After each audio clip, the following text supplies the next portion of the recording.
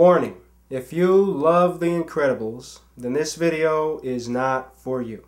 I repeat, if you are a fan of The Incredibles, then this video is not for you. Let's begin. The Incredibles vs. Big Hero 6. The Incredibles was a play-it-safe, dumb-it-down, law-ignoring, misfit superhero family movie made for families at a time when superheroes weren't quite as respected on the screen as they could have been. When I go to a superhero movie, I'm trying to get away from my parents fighting at home, and what do I see in this? My parents fighting. Yeah, that's what I want to see in superhero movies, my mom and dad fighting with generic superpowers. They're married, they have kids, and the kids have superpowers, and the kids constantly get into trouble. You have the daughter, and the daughter has this walking through things ability, invisible ability, similar to that, along those lines, and she hates everything, she kind of dislikes herself too. Is there any such thing as a teenage girl who doesn't have hatred all over herself on the inside? Then you have the son, and the son is a brat, of course. Then the baby has a big surprise at the end, but if you take the baby out of the picture, the story doesn't really change. The story goes that the parents used to be superheroes when they were young, and then they were forced to retire to everyday jobs. Years later, there are secret people who want the heroes back. But get this, a pathetic excuse for a villain.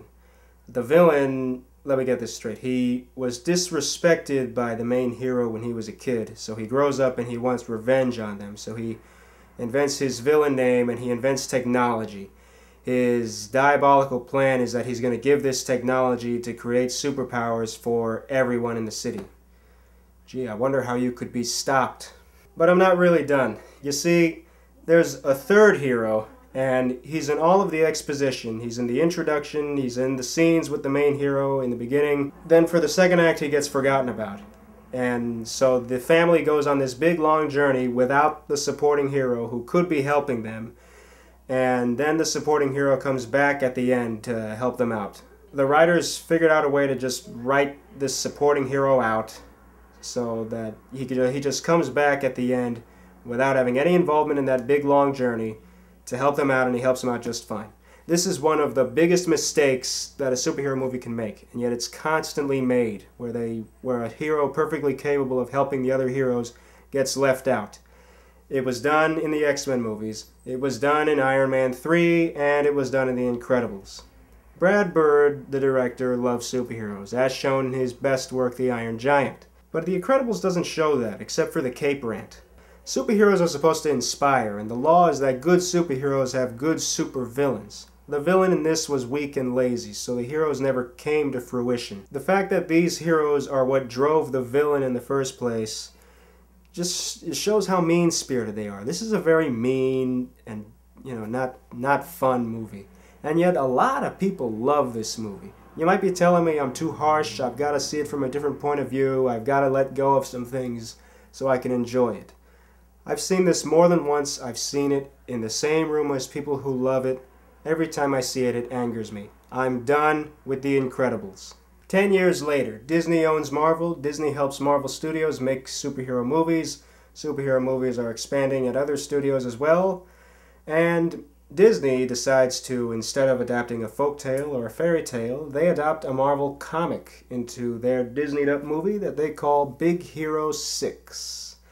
This movie takes place in a San Francisco-Tokyo mix of a setting, and in it, a boy named Hero lives with his older brother, and he's in the underground robot fighting ring in the beginning, but his older brother wants to take him out of that and take him into his world, where he's studying in school, and where he wants to take robots to another level, and he has this robot healthcare idea. And all this interests Hero, so Hero starts going in the right direction. Unfortunately, in the story, Hero's brother dies.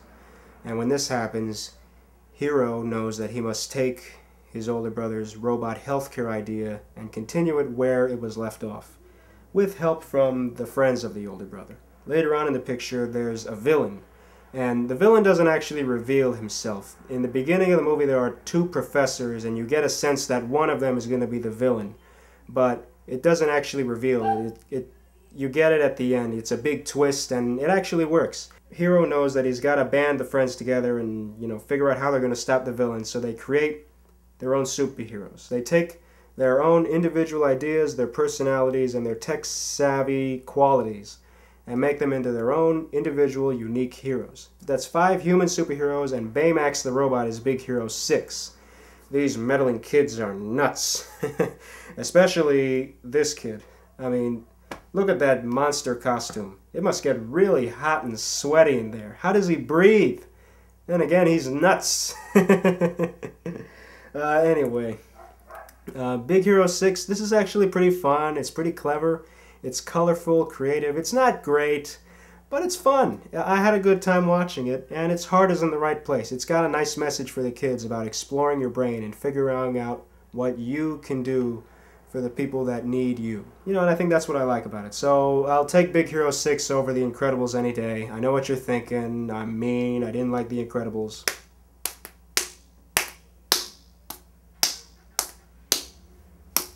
Yeah, I do recommend Big Hero 6, though. See that.